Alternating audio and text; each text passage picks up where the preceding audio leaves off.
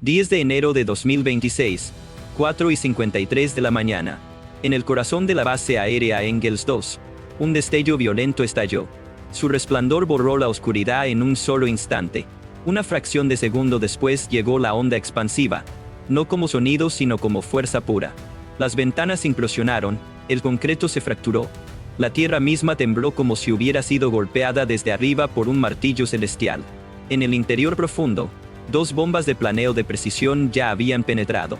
Atravesaron casi 45 centímetros de concreto reforzado, su detonación retrasada lo justo para alcanzar el núcleo de la estructura. La primera explosión destrozó columnas de carga con presión superior a 320 libras por pulgada cuadrada. Una tormenta de fuego rodante fue encendida por la segunda explosión, surgiendo hacia arriba y formando un pilar de llamas que trepó más allá de 1200 pies. Congelados en el tiempo en el interior estaban 4 bombarderos estratégicos 295 milisegundos. Una masa cercana a las 190 toneladas, junto con combustible y municiones, era transportada por cada uno. En segundos, el combustible de aviación se vaporizó. Los sistemas internos fallaron todos a la vez. Lo que vino después no fue caos. La física estaba en acción. Exactamente lo que siempre hacen estaba siendo hecho por el calor, la presión y el confinamiento. Una por una, las municiones almacenadas se cocinaron, desgarrando la estructura que colapsaba. Hacia adentro se doblaron las vigas de acero. El hangar implosionó, todo arrastrado hacia abajo en un cráter ardiente. Activos estratégicos por valor de más de 2 pesos con 60 centavos mil millones dejaron de existir en menos de 10 segundos. A solo 1 peso con 80 centavos km de distancia, vacías permanecieron las pantallas de radar. Silenciosas se mantuvieron las baterías de interceptores.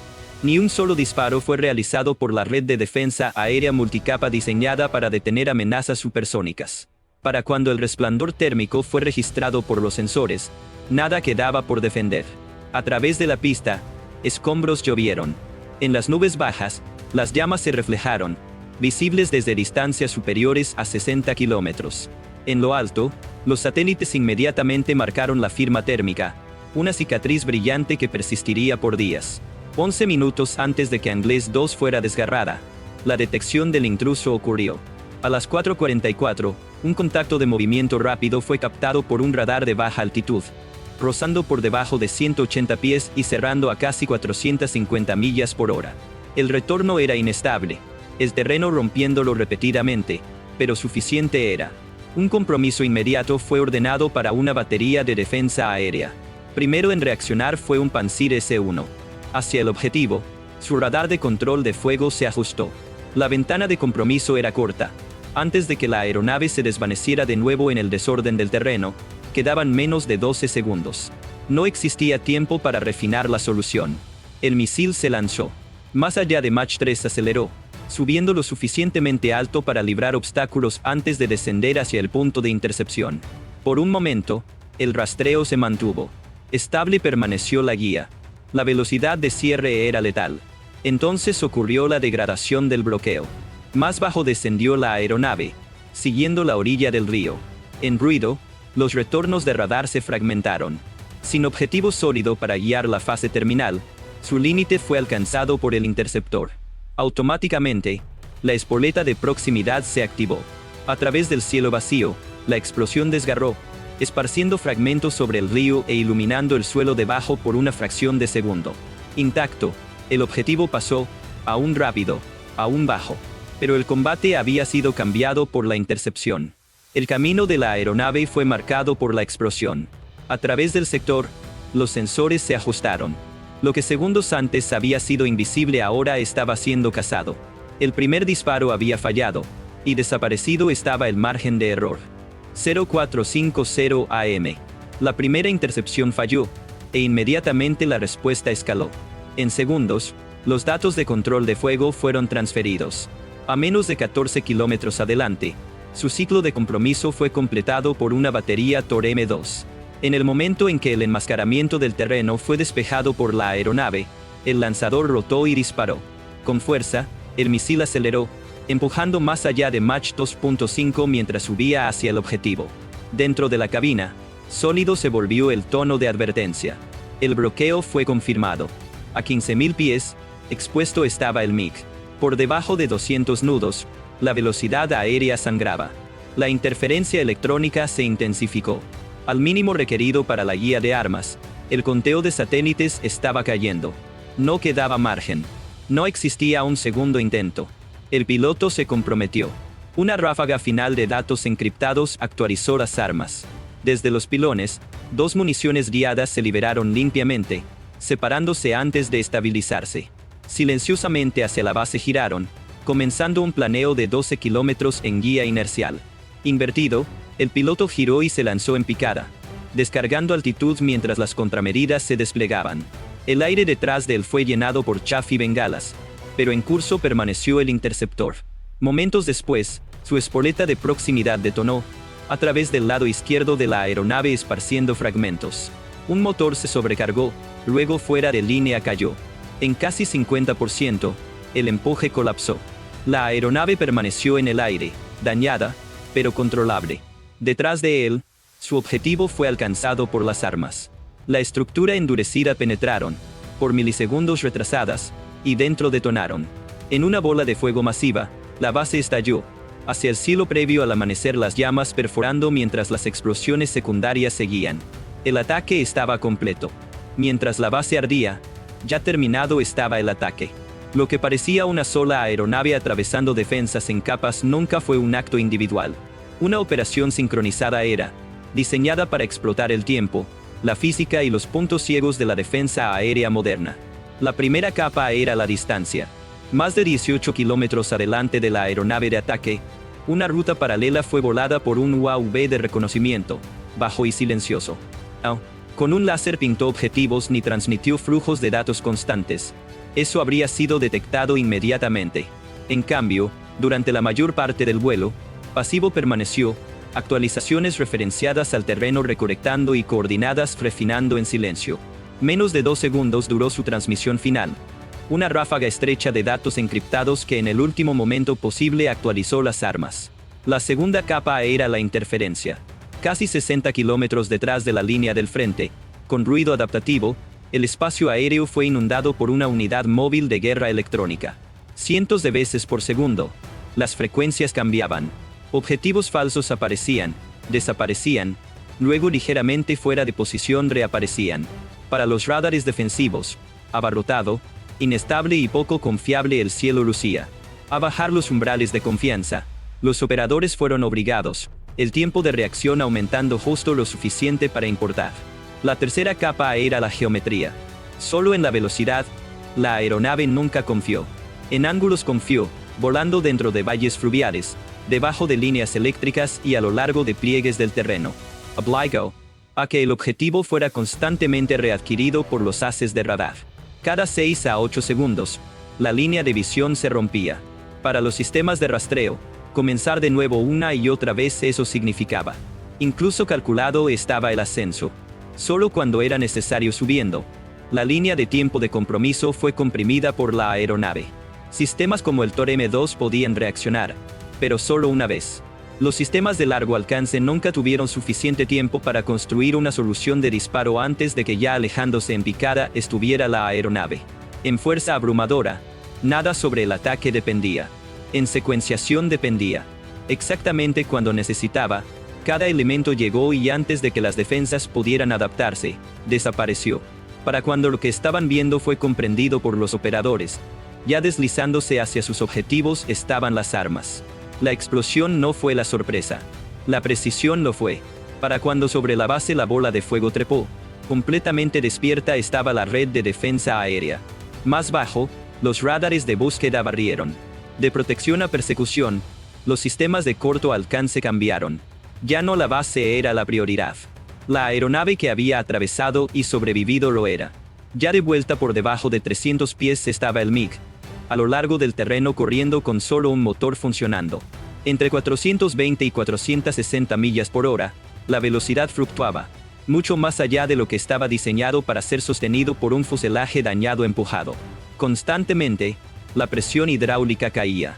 Lenta era la respuesta de control, por fracciones de segundo retrasada que como eternidad se sentían.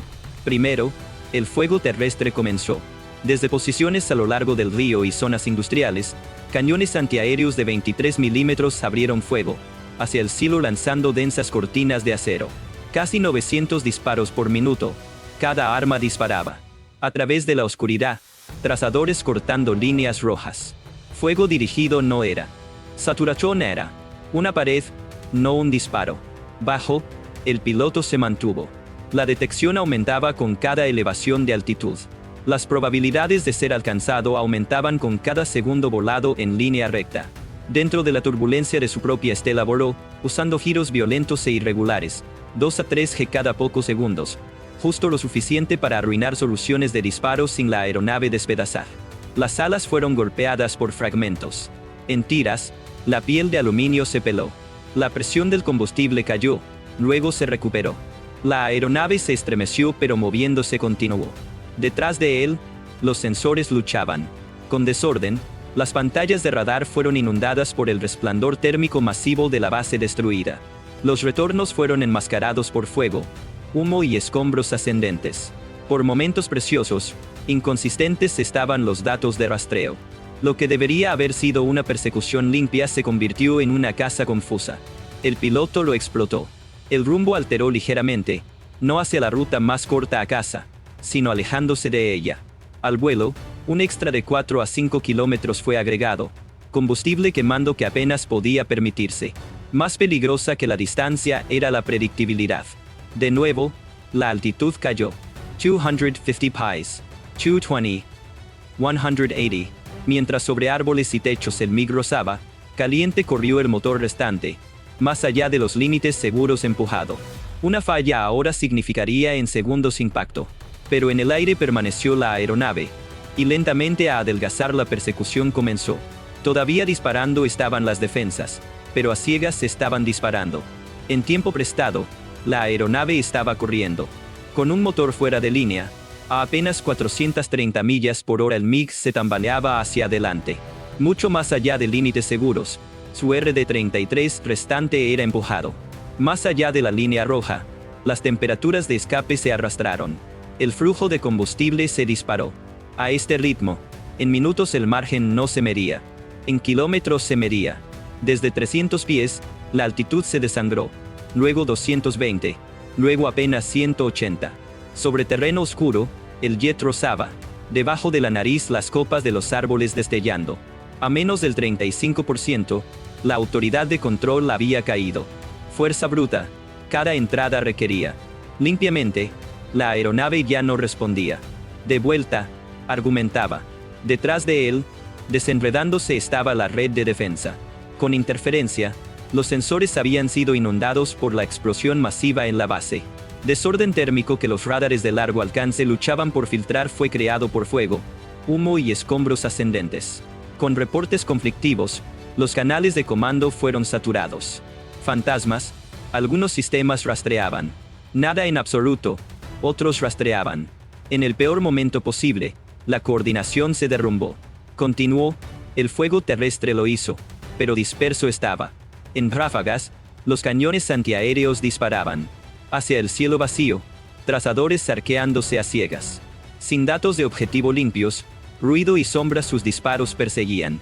Impredecible, el piloto se mantuvo. Por caídas repentinas, ascensos poco profundos fueron seguidos. Solo lo suficiente para romper soluciones de disparo. Giros laterales cortos sin más allá de sus límites, el fuselaje dañado estresar. Se iluminaron, las advertencias de combustible lo hicieron. Suficiente para alcanzar espacio aéreo amigo era el combustible restante, o por 5 kilómetros suficiente para quedarse corto. No existiría un segundo intento, ni desvío, ni campo alternativo. Entonces finalmente, se alivió la presión. Las advertencias de radar se suavizaron, luego se desvanecieron. Detrás de él, la densidad del fuego cayó. Coherencia, la persecución había perdido. Para proteger activos, los sistemas diseñados no fueron construidos para a través del terreno al amanecer perseguir una sola aeronave herida. A las 5:02 de la mañana, de vuelta al espacio aéreo controlado amigo el jet cruzó a solo 160 pies.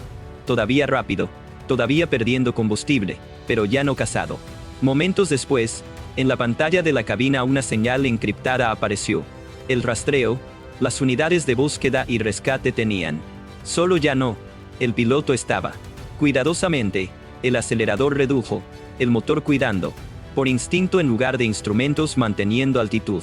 Apenas volando estaba el MiG, pero volando estaba. Detrás de él, docenas de kilómetros de distancia, a arder la base continuó. Lo que como un ataque de precisión había comenzado había como una prueba de resistencia terminado. Más allá de límites de diseño, humano y máquina fueron empujados. De nuevo, la aeronave nunca volaría. Caminando se alejaría. El piloto. La misión había terminado. No limpia, no segura, pero completa. Cuando finalmente a adelgazar el humo comenzó, ya irreversible estaba el daño. Reconstruidos, los hangares destruidos podían ser reparadas, las pistas podían ser. Eventualmente, los perdidos podían ser reemplazados por nuevos aviones. Pero lo que esa mañana a las 4:53 fue borrado no era solo metal y concreto. Certeza era. Por años, en una sola suposición la guerra moderna se ha apoyado. Que un escudo impenetrable puede ser creado por defensa aérea en capas, radar avanzado e interceptores costosos. Lo opuesto, este ataque demostró. Que brechas son creadas por la complejidad, que puntos ciegos son creados por la velocidad, y que la única cosa que importa aún puede ser perdida por un sistema diseñado para detener todo mostró. En fuerza abrumadora, nada sobre esta misión se basó. En tiempo medido en segundos se basó, en altitud medida en metros, en decisiones tomadas sin margen de error. Un límite que no se suponía debía ser cruzado fue cruzado por una aeronave, sus armas entregadas, y justo lo suficiente para escapar sobrevivió. Exactamente lo que estaban diseñadas para hacer, las defensas hicieron, y aún así fallaron. Una pregunta incómoda eso plantea. Si de esta manera una base fuertemente protegida puede ser atacada, ¿qué más por confianza en lugar de realidad está siendo defendido? En papel, ¿cuántos sistemas lucen formidables pero cuando fuera de sus suposiciones la lucha se mueve? ¿Se desmoronan? Ahora, de ti quiero escuchar. Si en el terreno tú fueras el comandante, ¿aún más en defensa aérea invertirías? ¿O el concepto completo de protección en sí reconsiderarías? Y si esa última intercepción tú fueras el piloto enfrentando, ¿la misma decisión habrías tomado? En los comentarios, deja tus pensamientos. Si útil encontraste este desglose, asegúrate de dar me gusta, suscribirte y compartir. Porque sobre quien tiene más armas ya no, la guerra moderna es. Sobre quien entiende sus límites, se trata.